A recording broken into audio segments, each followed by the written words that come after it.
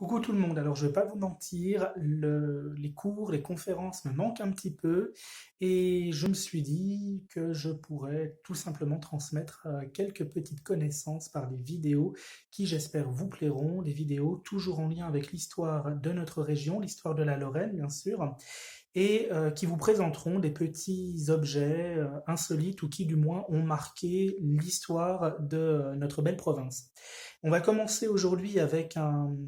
objet assez emblématique duquel on raconte beaucoup de choses, parfois fausses d'ailleurs. C'est le casque à pointe. Alors le casque à pointe, vous en avez ici un exemplaire, une réplique, hein, c'est pas les puristes me corrigeront, c'est pas tout à fait un casque original, mais simplement quelques explications sur ce casque à pointe qui est devenu un petit peu l'emblème de la période de l'annexion, la première annexion, hein, qui va de 1871 à 1918, et l'emblème également des Mosellans, hein, qu'on appelle parfois les casques à pointe, les Spums, les Haschpaille, tout ce que vous voulez. Alors c'est un objet en cuir bouilli, c'est pas encore du métal, ce sera remplacé par le casque en métal pendant la Première Guerre mondiale, face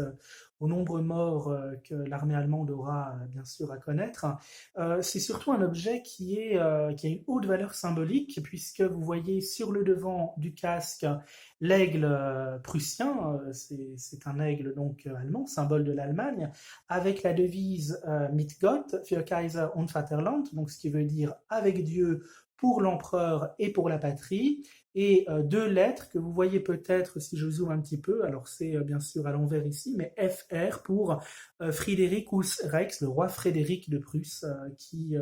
a quand même contribué à la militarisation de la Prusse au XVIIIe siècle. Sur les côtés, vous allez avoir deux cocardes, l'une blanche et noire aux couleurs de la Prusse, l'autre noir, blanc et rouge aux couleurs de l'Empire allemand tel qu'il existait donc sous le Deuxième Reich. Et puis bien sûr, pas de casque à pointe, sans pointe bien sûr, hein. On a dit là encore beaucoup de choses, et on entend encore beaucoup de choses au sujet de cette fameuse pointe.